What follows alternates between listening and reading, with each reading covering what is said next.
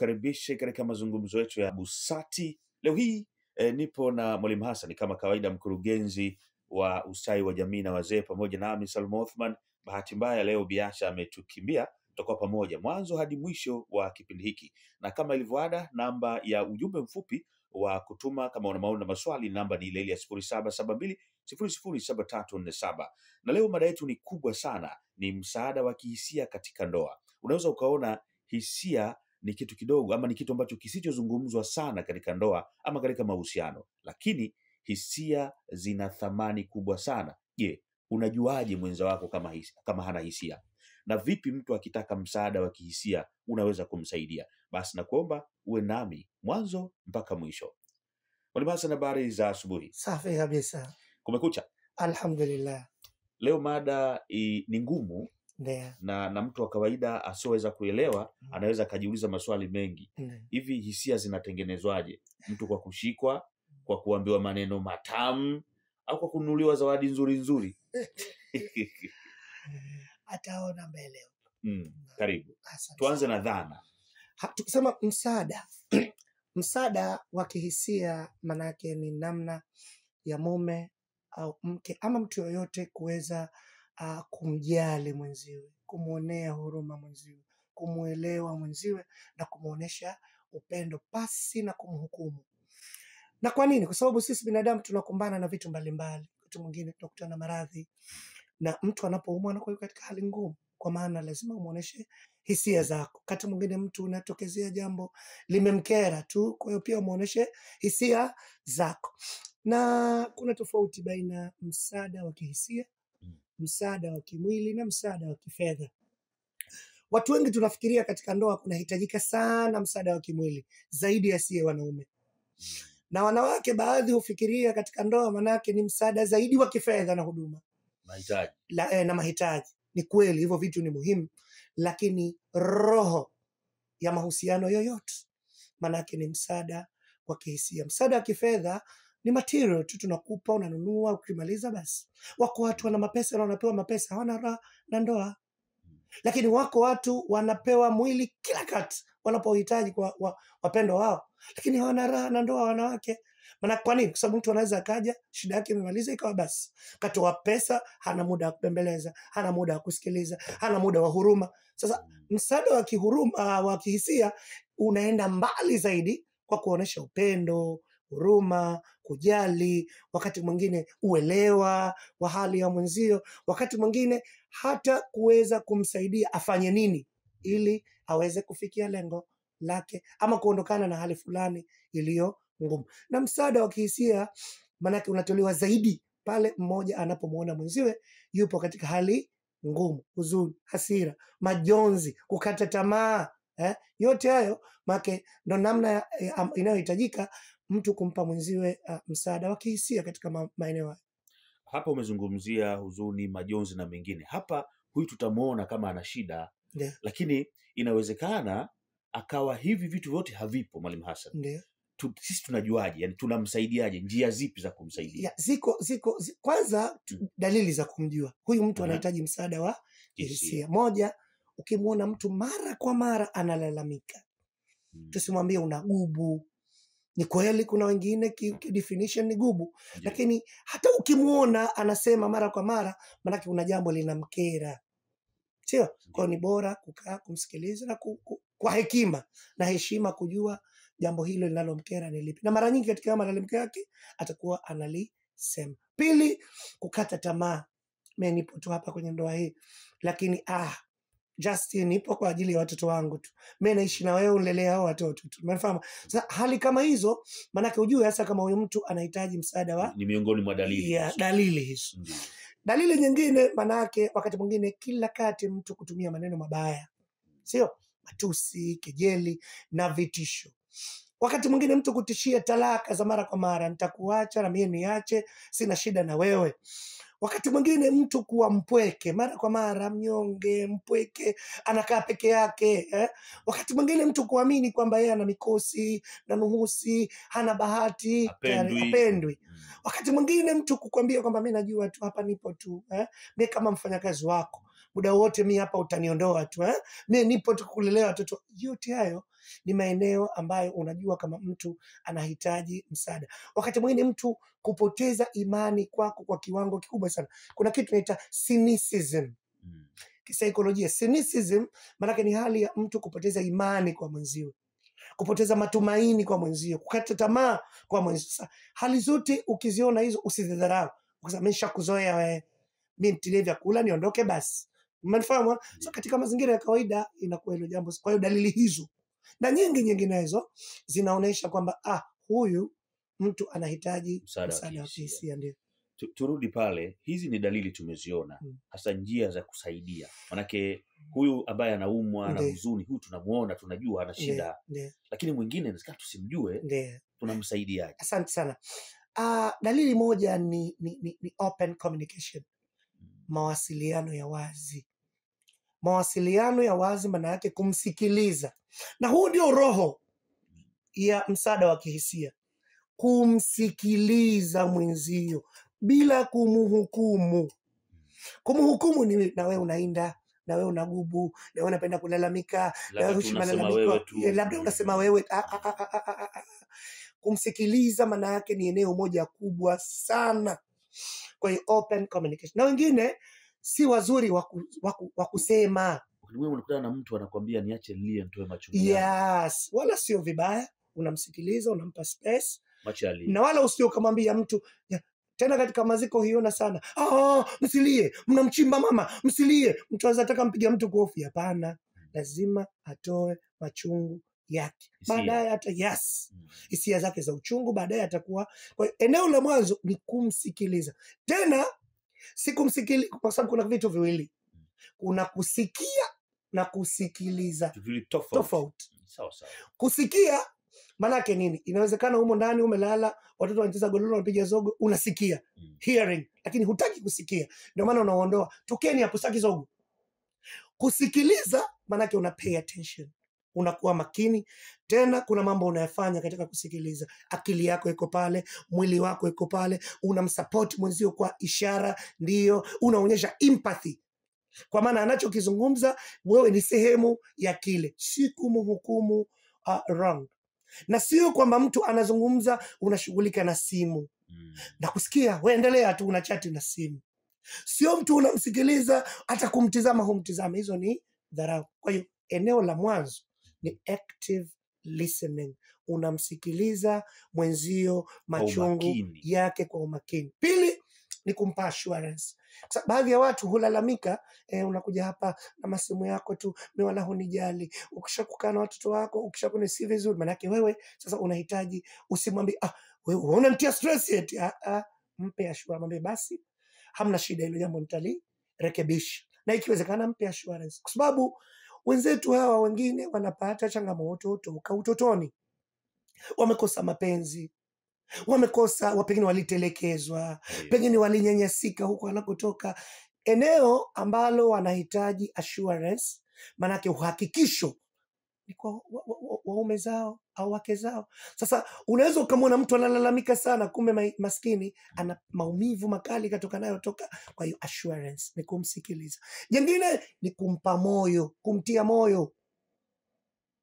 Kwa sababu wakati mwingine mtu anaweza kuwa na mwantapoa lini na bwana hushi kulalamika, maradhi sikakupa Mungu. Mtie moyo, usijali mke wangu, usijali mume wangu, utapoa wala usiwe na tatizo lolote. Baadaye kwa huna pesa unakaa mnyonge. Kwani hizo riksi siku nyingine si unapata wewe ujuba. Ndio majeshi tunaoishi nayo huko ndani huko. Yes, mtie moyo mwanangu, leo tumepata, tafuta lugha nzuri. Au mke wangu bwana mimi nimekosa bwana. Sio unaomba hamna pampers za mtoto. Wewe ushajua mimi sina pesa. Tia moyo. Mke wangu mambo si mazuri leo. Mtoto fanya utaratibu mwingine wowote, lakini mimi inshallah nikipata na bora tuanzishe utaratibu mzuri. Kila mwisho wa mwezi ninunue tu. Yaani mnazungumza tunasema amicably, kirafiki kabisa. Jingine ni kuonyesha shukrani kwa kile ambacho kinafanywa. Kwa kile kinachofanywa. Na shukrani maana yake nini? Maana yake kwanza inawezekana mwanamume maskini, kwani si wajibu wako mimi kunipikia? Hapana, shukrani kwa sababu angeamua kutia chumvi nyingi ungekula wewe. Wewe mzuri eh? Angeamua kikiungue chakula wewe ungekila. Si wajibu wangu kunifulia bwana. Hapana. Maana lazima tunachofanyiwa tuoneshe Shukrani. Asante sana. Sasa hivi inafika wakati mtu unampa pesa ya chakula hiyo. Eka hapo kwenye meza.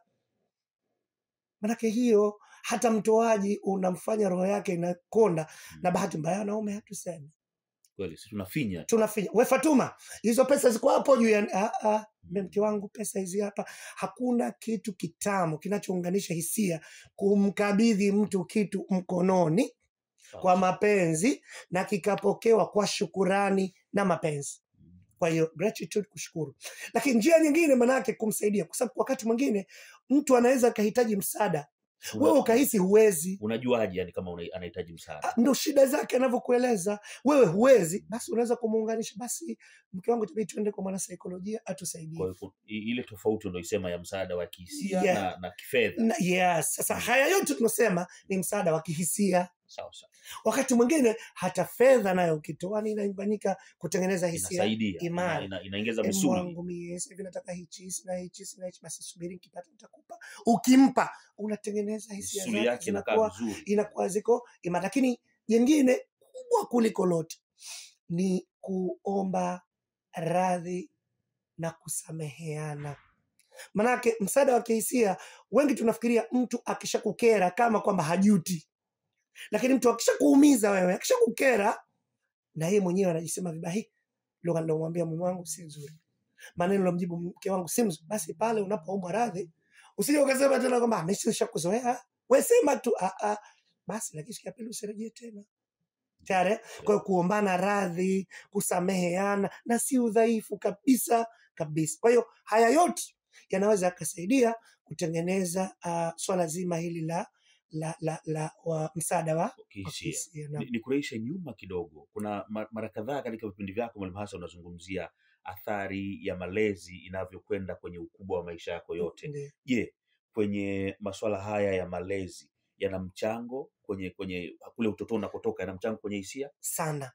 Kwa mfano kuna mtu aliyeshuhudia baba na mama wanagombana, baba hamvumilii mama, kila katima ugomvi. Mtoto huyo na yeye atakosa emotional support, hisia kutoka kwa wazee wake. Anakuja nayo hii mpaka kwenye ukubwa wake, mpaka katika ukubwa wake. Lakini mtoto ambaye alopata kutelekezwa, Sheikh Salo, sisi tulilelewa na mabibi pamoja na kutulea vizuri, lakini automatically kuna vitu tunavikosa ambavyo hivyo direct vitoke kwa wazazi wetu, ambavyo vitu hivi vinaweza vikatujenga tabia ya hasira na huzuni wakati mwingine. Kama hujapata counseling ya kutosha. Au ukimsikia mtu, maana mimi nililelewa na shangazi yangu kwa taabu, mama yangu akamwa kitabu, baba yangu alikuwa mlevi, huyu lazima atakuwa ana shida katika hisia zake. Madhara yake ni nini? Moja, atakuwa na intimacy barrier. Intimacy barrier maana yake vikwazo katika kuwa na mahusiano wa karibu. Kadri utakavyokuwa unamfanyia jambo zuri, anaweza asiamini, asionyeshe shukrani, kwa sababu changamoto wanaoipata si kwamba kikwazo cha mawasiliano, lakini wanakuwa hawamuamini mtu kiurahisi. Kwa hiyo unajaribu kuweza kuonyesha mapenzi ya kila aina, still asikuamini, still akaona unamjejea, sababu aliumizwa. Sasa kutengeneza imani kwa mtu mwingine ni shida. Ndio maana unaona sasa hivi kesi nyingi, mimi nilikuwa namuamini, nilikuwa nimetulia, kaona message siku moja tu, shida hiyo inakuwa inaathiri maisha yake yote. Manake nini? Amefanyiwa trigger, kuna donda analo, kapata kichocheo. Kwa hiyo ndoa tena haitulii mpaka maisha yote. Kumbe lile tatizo ni lake yeye zamani. Kwa sababu kama amepata msaada wa kihisia mapema, basi hata moyo wake wa kusamehe unakuwa mwepesi. Changamoto nyingine unayoipata ni emotional dysregulation. Yaani kutoweza kudhibiti hisia zako. Na hisia zao zinayumba hivi, haziko sawa. Unaweza ukamfanyia jambo dogo akawa overreact. Basi mke wangu tena ndo baadaye kuna makanga tu. Makanga wakati mwingine nataka uko kila ukikaa mimi ndo mtu wa makanga. Katafuta wanavaa vizuri. Siku mbili tatu ukikaa tena usahau siku unaniambia mimi makanga. Sawa mimi makanga. Yaani hilo tena linakuwa permanently. Au mwanamume anaweza akaambiwa jambo, mimi sikuambia kuna siku hapa bwana Messi sinaga cha huduma. Basi yani hilo ndio linaharibu ndoa yote. Sasa hiyo si hali ya kawaida. Huyu ana Hiyo tatizo. ni athari na wanaume wengi na sisi tulopata maisha ya utelekezwaji mkubwa, ukaanza kujihudumia mwenyewe, umeenda shambani, umeenda nini, na hawa wana tatizo kubwa katika kusapoti wenzao kihisia. Ndo pale unapopata sasa manake mtu nimetia hina hata kunishukuru, kunipongeza, mtu wala hajali, si kama hapendi, Anasema inalipiwa ile. lakini hajui jinsi gani ya kueleza hisia. Kwa hiyo mtu unaweza kwa kuwa hashukuru, hapongezi, lakini huduma ndani anatoa. Wanasema hina inalipiwa kweli? Inategemea, mimi sijui hiyo mambo ya kiutamaduni zaidi. Ila mimi nailipia. Na kuilipia kwake mimi ndio natoa watu wakachore. Imeisha hiyo. Imeisha. Watu washaelewa. Kwa hiyo ninachokusudia huko utotoni, hina harusi hadi harusi kaalikwa. Na Sheikh Salu katika watu wagumu mno kutawalika, wanawake ambao kuwa watiifu ni wanawake ambao walipata utelekezwaji mkubwa udogoni. Ni wanawake aidha pengine mama peke yake kalea au kalelewa kwa shida au katelekezwa mbali kwa mbali. Manake nini? Hana ile sehemu maskini ya kujifunza, hana ile sehemu ya kuweza kupokea maelekezo, kiasi ambacho chochote unachomfanyia katika ndoa anaona mimi unanionea tu, mimi unanitesa. Sasa hawa ndio wanapata tabu mno katika pale sisi wanaume tunapoongeza wake. Hawa hawapati machungu kwa sababu mume kaoa. Hawa wanapata machungu kwa sababu ya pengo la kihisia walilokuwa nalo. Sababu kule hawakuwa wakimwamini mtu kutokana na machungu waliopata, na huku hatokuamini mpaka ataingia kaburini, atajua wewe umemsaliti, yeye si mtu mwema, yeye hapendezi, yeye manake si mtu wa thamani. Kwa hiyo mikiki unayosikia huko katika nini, manake wewe usipate tabu.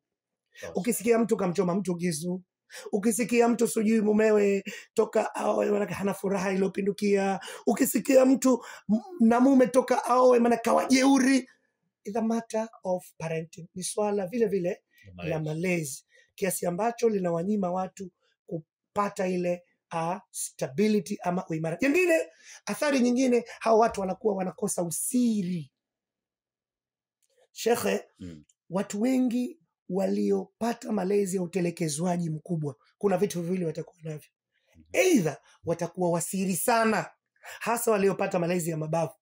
Usiri wao unakuja kwa kushindwa kueleza hisia zao, hasemi kilichomsibu. Yes.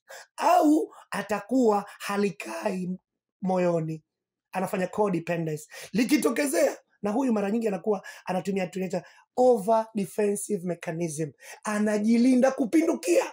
Kwa hiyo kitokezea kitu kidogo tu, kitokezea anapiga simu sasa, mama kanifanyia hivi, kanifanyia, yani kila kesi anairipoti, kila kesi anaihadithia, manake anakuwa hayuko sawa kihisia. Kwa hiyo yote hayo manake ni madhara ambayo watu watapata child complex trauma huko dogoni, aidha kutelekezwa ama kupata shida na mustakbali wao katika ndoa za. Na unaweza wakati mwingine ukawa na ugomvi, basi tulia, mumeo hana shida au mkeo hana shida, wanarudi nyumbani siku ya pili tu unaanza hivi vurugu, mimi nilijua wewe hukai sawa tu. Manake na yeye hata ile resilience ana humilivu anakuwa hana, na ulivunjwa toka huko udogoni huko anako toka. Naam, kwenye malezi haya kuna labda tabia za kitamaduni katika malezi zinakwenda kuathiri baadaye hisia zako. Naam, kuna baadhi ya tamaduni zinatunyima. Mfano, mtoto toka yuko mdogo anaambiwa usiseme mbele ya watu wazima, ukitaka kusema basi nyamaza, kwani mimi mwenyewe sijui. Umeelewa vizuri? Ni tamaduni, huku tunakuja kumharibu katika ukubwani kwake. Aidha katika malezi yake atafanya invalidation kwa watoto wake, hatuwasikiliza. Au wakati mwingine anaweza akielekezwa jambo na mumewe ama na mkewe, anahisi kama unamdhalilisha, anahisi kwani mimi mwenyewe sijui, kumbe kuna vitu tayari amevichota. Lakini kuna tamaduni zinatujenga wanaume tuwe majasiri. Ujasiri wetu nini? Ujasiri wetu manake sio mtu akulalamika mara kwa mara. Kwa maana baadhi ya tamaduni kusema hisia zako ni udhaifu, na hiyo sio kweli. Hata mwanamume unaweza ukasema, mke wangu mimi napenda kitu fulani, nifanyie jambo fulani. Ukisema kwamba kwani yeye mwenyewe hajui, napenda nifanyiwe hiki, unifanyie hiki usiwe mara kwa mara. Ikiwa mara kwa mara utakuwa gumu, lakini kile ambacho unachopenda sema nifanyie hichi. Lakini na wanawake na wao baadhi, hasa waliopata changamoto kubwa sana za malezi ya ajabu, na wao wanawezekana wakadevelop shame, aibu. Kwa hiyo hata kitu nifanyie hichi akashindwa kusema. Na ndio maana kuna baadhi ya watu wanalalamika, mimi mume wangu sio romantic.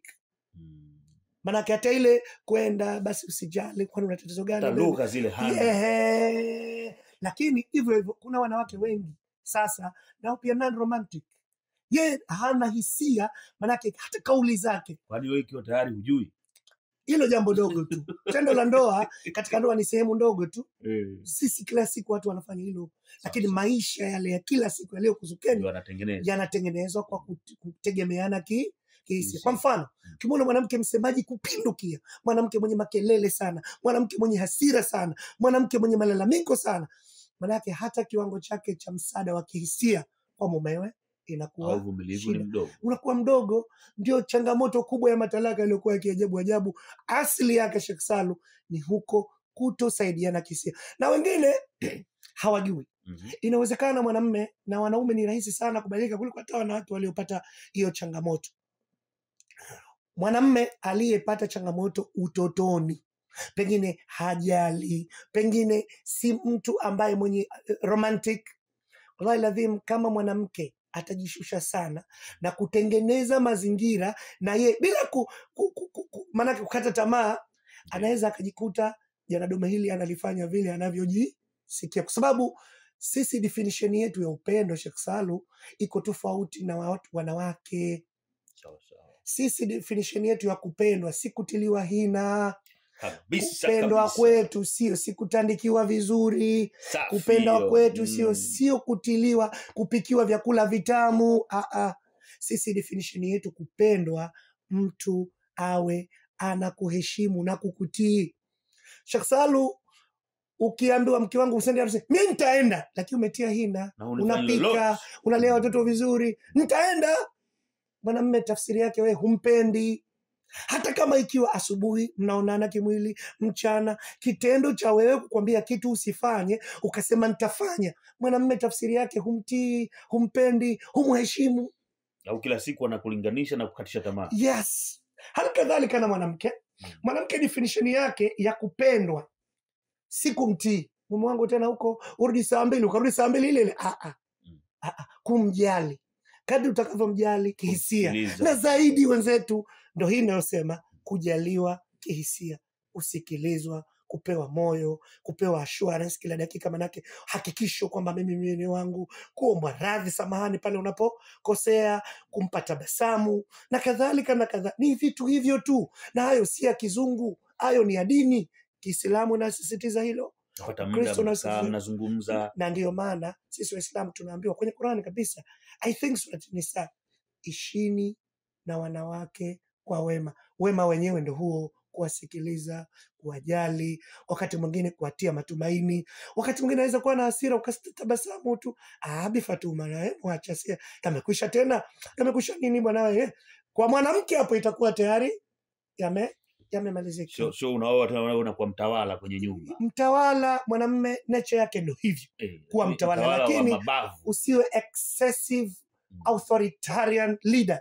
Manake ukawa kiongozi wa matumizi ya mabavu yaliyopindukia. Hiyo sio vizuri. Misingi, hebu tuangalie misingi ya utoaji wa kihisia. Tumeona dalili na mambo mengine. Misingi yake ikoje?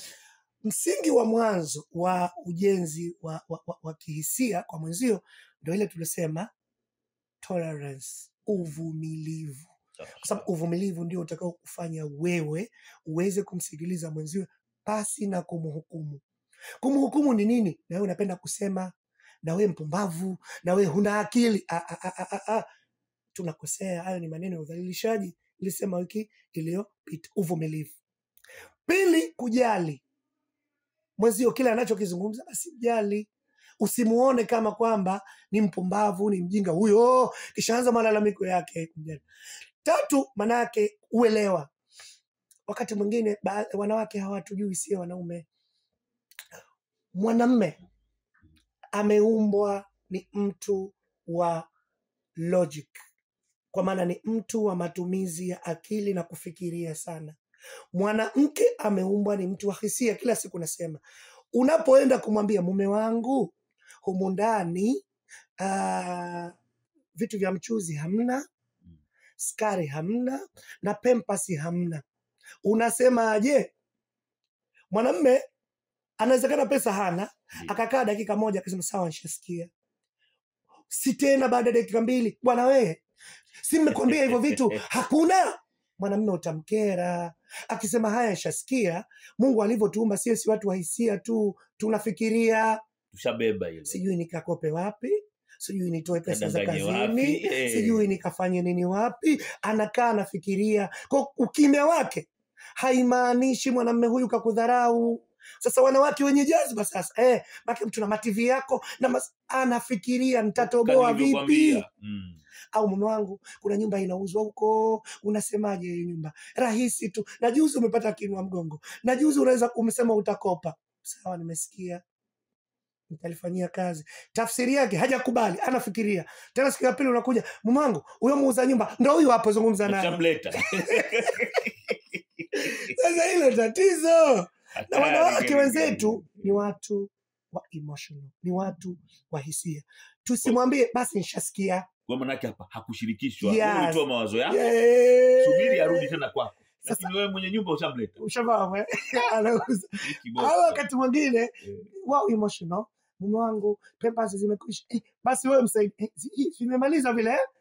Basi kwa sasa subiri nifanye jambo fulani. Mueleza zile mbili. Lakini wanaume tulio wengi ujasiri huo hatu.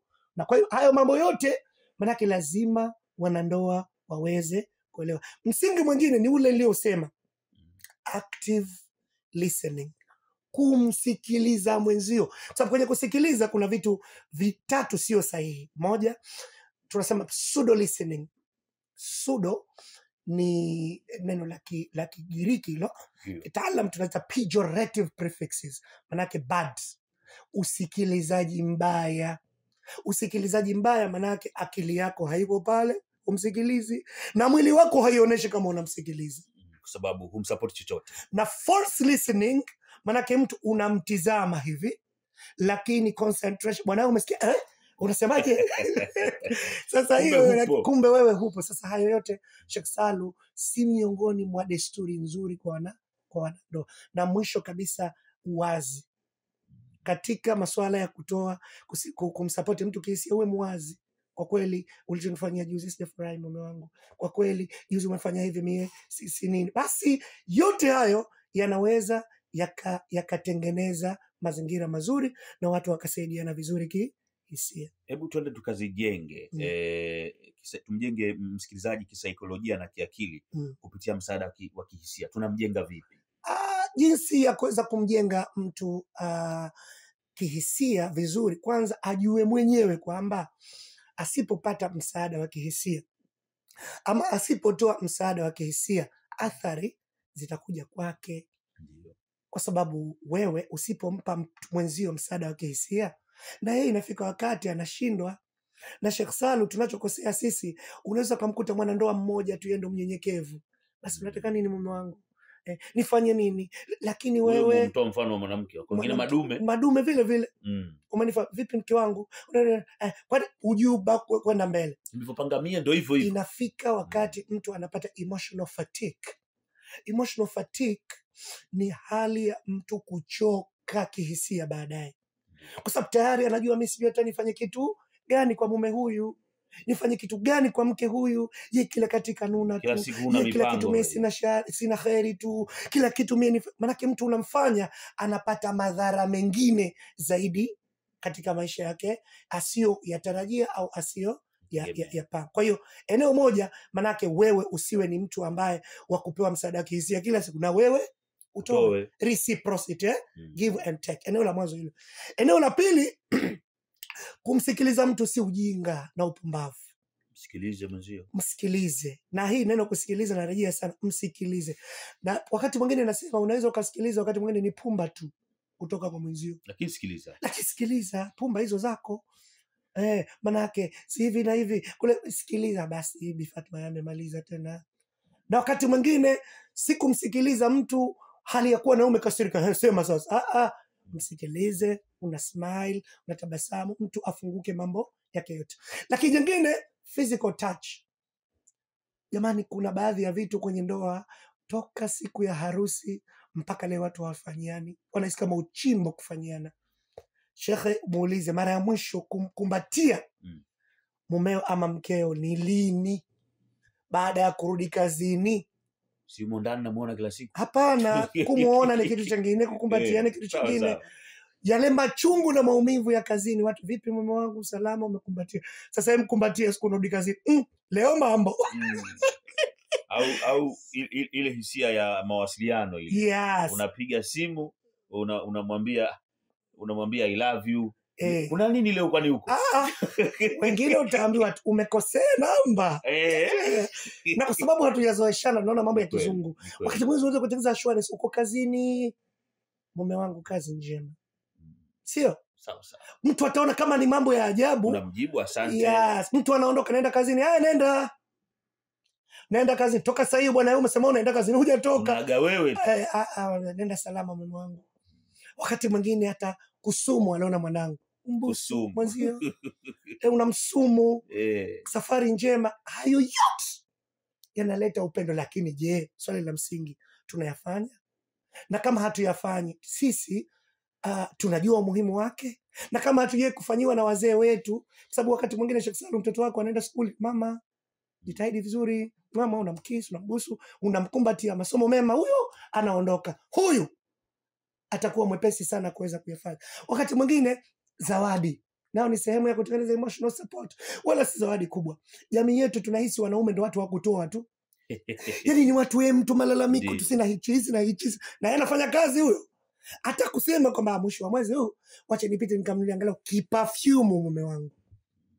Mwisho wa mwezi huu wacha nikanunulie kisingland mume wangu. Wanaume ndio wanotoa. Wanaume na ukilikuta jana ndume bahili kwa bahili kweli Sheikh. Yeye mtu akishakutoa chakula ndo basi. Hajui kingine. Na ile desturi kusema huko bwana nimekuta hichi mke wangu hicho. Haya yote si ya wazungu. Mtume Muhammad sallallahu alaihi wasallam anasema peaneni zawadi mtapendana. Zawadi shekhe, katika kitu kinachojenga emotional support ni hiko. Na wakati mwingine tunaweza tukasaidiana. Mtu anaweza kawa na changamoto zake za kazini, ukaja kumsaidia nyumbani. Mke wangu bwana, uko kazini bwana, kuna hichi, basi usijali, fanya hivyo, jitahidi, fanya hichi. Masuala ya kazini yawe kazini, ya nyumbani yawe nyumbani. Hizo changamoto zipo, hata na mimi nakubaliana nazo, hichi na hichi. Hakadha, emotional support ndo kila kitu katika tukifanya haya. Faida yake tutakuwa free from stress. Faida yake tutakuwa tunaishi kwa upendo. Faida yake tutakuwa tunaheshimiana. Faida yake tutakuwa tunalindana. Faida yake tutakuwa tunaoneana huruma. Faida yake tutakuwa tunaishi kwa upendo ambao tutawaambukiza na watoto wetu. Naam. Sawa, tukawajenge sasa wanandoa wenyewe. Wale ambao wanaishi wameshakata tamaa. Wanatusikiliza wengine, ama inawezekana katika wasikilizaji wetu kuna kama unapenda kusema hawamo, lakini tukawajenge wameshakata tamaa na hilo. Kwanza watizame sababu yao ya msingi, kusudi lao la kuwa kwenye ndoa. Kwani nyinyi mlioana kwa sababu gani? Kuzaa watoto. Kama mlioana kwa kuzaa watoto, hata hizo process za kupata watoto zinahitaji upendo na hisia. Na vizuri. Sasa kitu cha mwanzo, tizameni kusudi lenu, purpose. Kusudi lenu lipi hata nyinyi mkaamua kuoana? Mmeoana kwa sababu tu watu wanaoana utamaduni.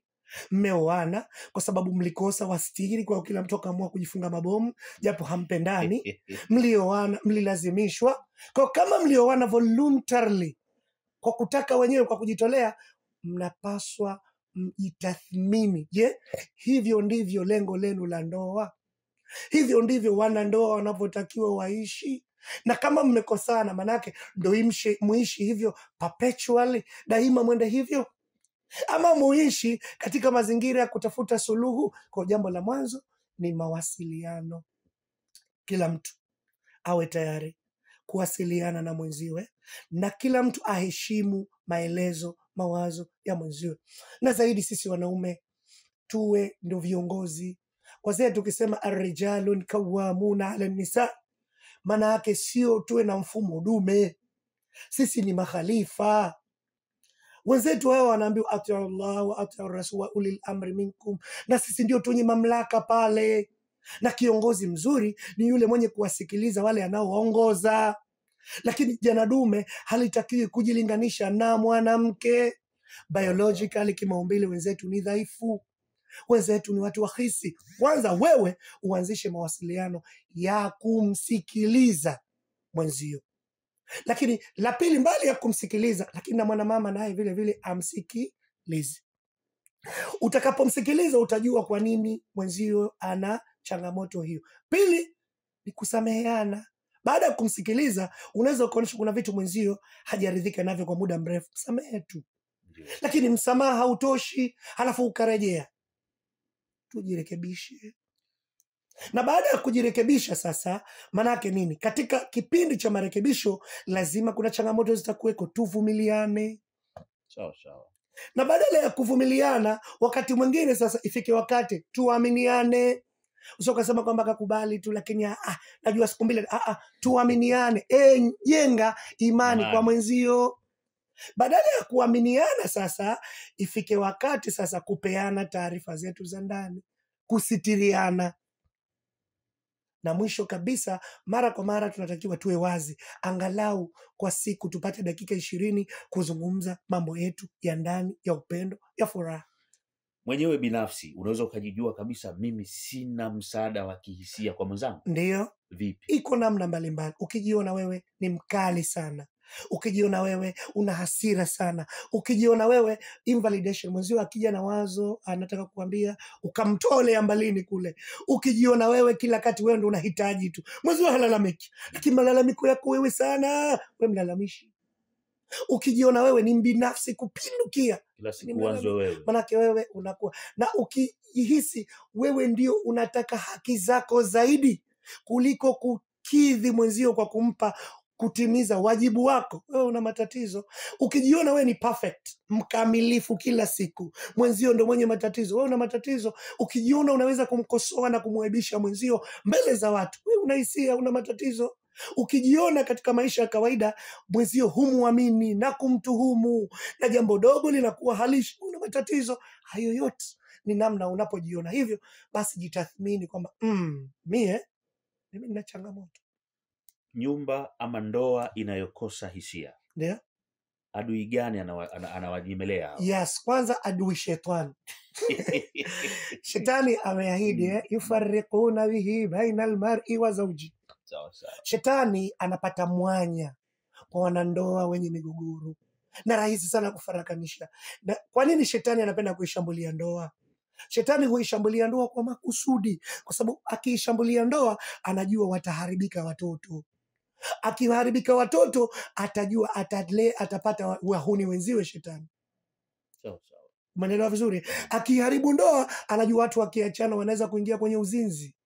Yanafurahi. Akiharibu ndoa atatengeneza watu ambao wanahisi mimi na nusi mikosi, kwa nini kila siku naachwa, naenda kwa mganga. Ushirikina huo hapo. Kwa hiyo shetani inafika wakati anatumia taasisi ya ndoa ili lengo lake liweze kufanya nini? Kwa hiyo adui ya mwanzo ni shetani. Adui ya pili ni watu wenye hasad. Usihisi kwamba labda mko katika ndoa, mnaenda vizuri, mna watoto, mna nyumba yenu vizuri, kwamba kila mtu anapenda. Wako watu wepesi sana kuharibu ndoa hiyo. Kwa hiyo wewe ukilalamika basi na kuvumilia, na mwingine anaweza kutumia fursa ile ile kukuharibia. Kama mimi siwezi kukaa kwenye ndoa hiyo, toka babu we. Mzee wewe, kwamba mpaka leo ndo uko naye, amingekuwa shaacha zamani. Kwa hiyo manake watu wenye hasad wanaweza wakapitia hapo na lakini jengine, adui mwingine ni watoto wenu. Hao watafika kuwa na ndoa zao, badala yake mnataka kuelekeza, wakasema wewe mwenyewe mama ulikuwa unamfanyia hivi hivi, baba ulikuwa unamfanyia hivi hivi. Mgeni wa nani? Au hata kama wakipata tatizo, ikiwa wewe uko kufanya yale yale, utamsaidia vipi? Ndo pale unarudi nyumbani, asikushughulishe wewe. Kwani msio yetu tumeshindwa kukulea? Asili yake ndo kule kule tunakotoka. Adui mwingine ambaye ni mkubwa ni adui talaka, ambaye huyo ndo tunapata changamoto nyingi. Ustawi kule, mara kwa mara haleti huduma, lakini huduma zilikuwa zinatoka vizuri wakati mko katika ndoa. Lakini sasa pengine mtu kaoa na familia nyingine, ana majukumu Mzigo mengine, na umeongezeka. pengine mliachana kwa kashfa na matusi makubwa. Kwa hiyo tunaposhindwa kupeana msaada wa kihisia, hatima yake inakuwa ni mbaya zaidi.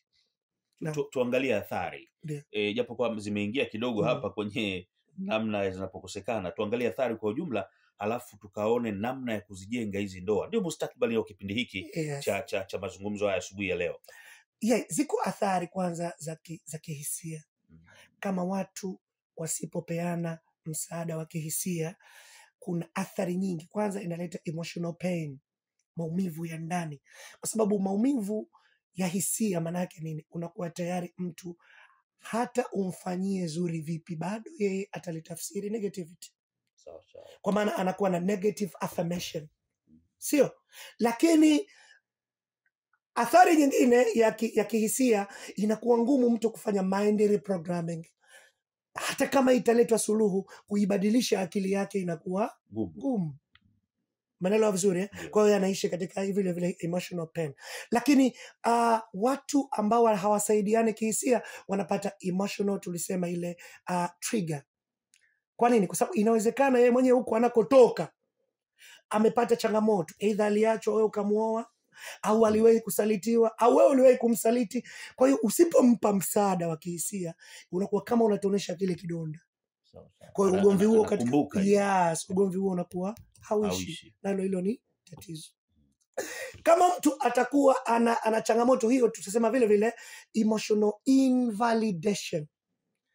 Maana yake hata kama utakuja na jambo zuri, basi mke wangu, kuna mpango nataka mpangeni, mimi ndo mpangaji wako leo, nipishe mimi. Umeelewa vizuri? Basi mume wangu tuzungumze, sitaki wazimu wako bwana. Umeelewa vizuri? Tayari kuna vitu na ukisema hivyo usihisi leo limekwisha. Limeenda na linamuumiza. Jingine ndio ile nilisema cynicism. Nayo ni athari ya kihisia inayomfanya mtu asimuamini mwenziwe na ajihisi hayuko salama kihisia. Kwa hiyo ziko athari nyingi kihisia, lakini hata mtu anakosa ile emotional, tunasema intelligence and stability. Kiwango chake cha uvumilivu wake binafsi na kukuvumilia wewe na kuwavumilia wengine kwa athari za ndoa zinashuka, zinakuwa kidogo. Na mtu akifika stage hiyo ataathirika kiakili. Watu wengi wasiopata msaada wa kihisia wanaweza kuathirika kiakili. Kwanza kipersonality. Moja, wanaweza wakapata, tunasema ile anxiety, hofu katika maisha yao. Bwana huyu nikimwambia atanambia hichi, bora mimi nikae tu, bora mimi nijitenge tu. Anaweza akapata akili kaathirika, hata depression, sonona kali kabisa, hana furaha, anajikataa, hajiamini, hajithamini, kwa sababu tu hakupata msaada wa kihisia. Lakini anaweza kuathirika kipersonality, ndo kule anaweza akaingia katika paranoid, kwa sababu wakati mwingine afya ya akili anaweza kaa nayo mzazi wako katika familia, jambo lile lipo, lakini Mungu akakunusuru nalo, lakini likipata trigger, kichocheo, inaweza likaibuka. Mtu katika familia yake inawezekana kuna maradhi ya sukari, yeye akanusurika nayo, lakini akapata changamoto, ile sukari ikaibuka. Ndio changamoto hizi za kisaikolojia. Kwa hiyo mtu anaweza akapata hata maparanoid, asimwamini mtu maisha yake yote, akapata trauma, manake jambo lile likakaa nalo katika akili kwa muda mrefu sana, na wengine wana develop mpaka kupata ugonjwa wa akili. Sio changamoto ya afya, ni ugonchizi kabisa anaweza akapata. Na wengine ndio ile niliwahi kuzungumza kule, emotional numbness, ganzi la kihisia. Yeye hana hisia na kitu kingine chote katika maisha yake. Lakini kijamii ni shida. Kama mtu atakosa msaada wa kihisia katika jamii, inawezekana akaonekana ananyanyasika. Katika jamii watu wakamshusha hadhi. Katika jamii inawezekana mtu hata akaamua kutafuta amani sehemu nyingine, akaisaliti ndoa. Sheikh Salu, watu wengi ambao wanapata changamoto kwenye ndoa kwa zama za leo hizi, hawapendi kupata maumivu peke yao, wanashare maumivu. Wanatoka nje ya ndoa zao. Narejea kutoka, maana kwenda kuzungumza kinachowasibu ndani ya ndoa zao, ama kutoka ushafahamu, utafahamu. Sinzonge bure, ushafahamu. Lakini mwisho kabisa kuna Eh, athari ya kiafya. sawa Kama sawa. mtu asiposapotiwa kihisia, anaweza akapata matatizo yafuatayo. Moja, akapata eating disorder, asile asiwezi hata kula, au akala kupindukia. Nao ni sehemu ya kiafya. Maana kiafya tunatakiwa tule vizuri. Usipokula vizuri utapata matatizo mengi, damu itapungua na maradhi mengine.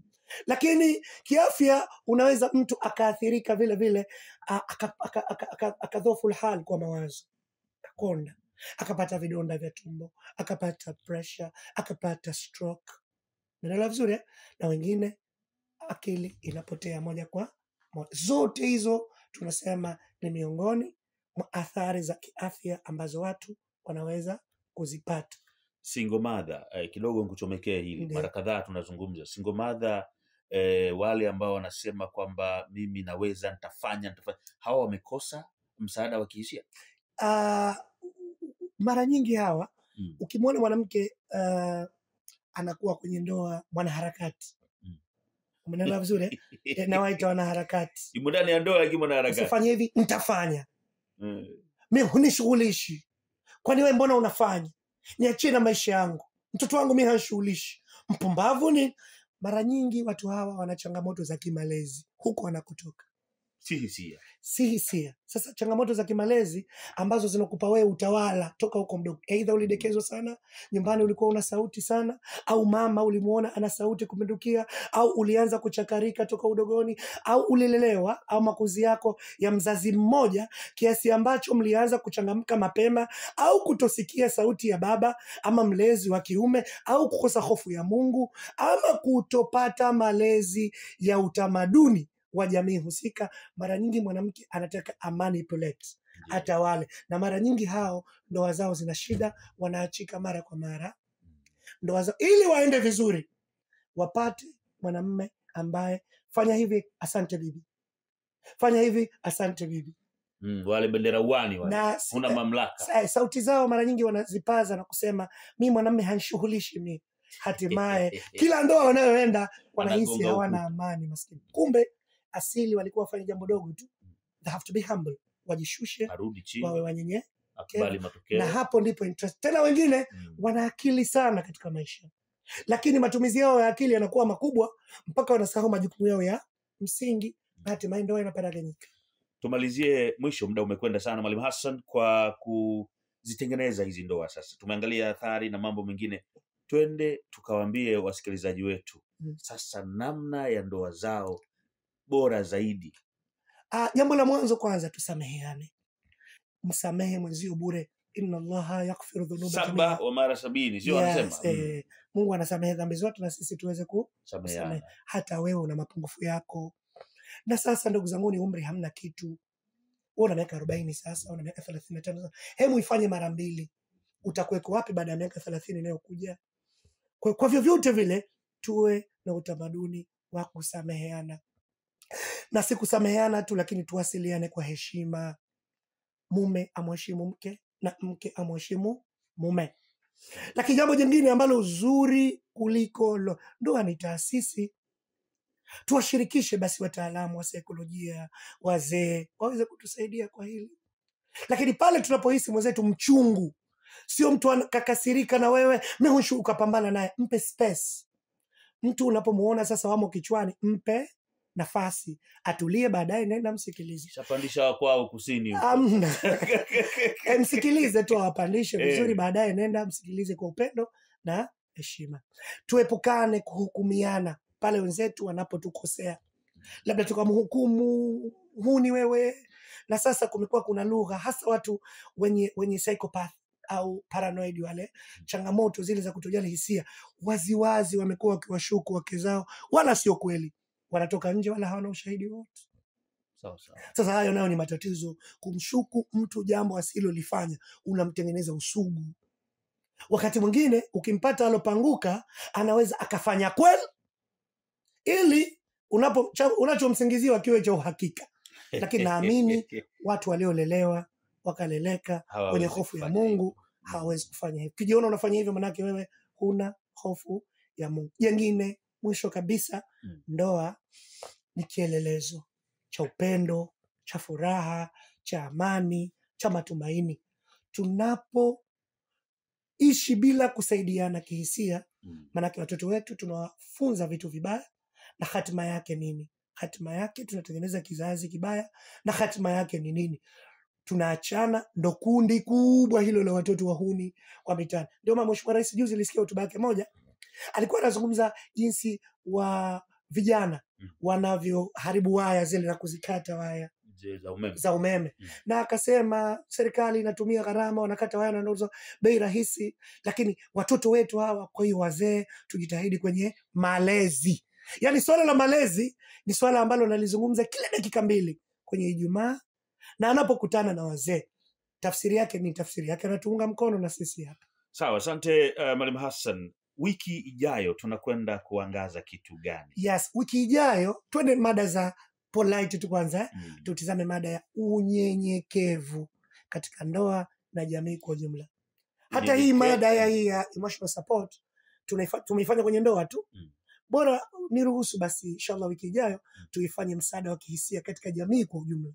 Sehemu za kazi. Tuangalie na jamii kwa upande wa pili. Yes. Safi sana. Nashukuru sana Mwalimu Hassan. Msikilizaji, na wewe unaweza kuwa unajiuliza swali, vipi una msaada wa kihisia kwa mwenzio au unahisi kitu kwa mwenzio?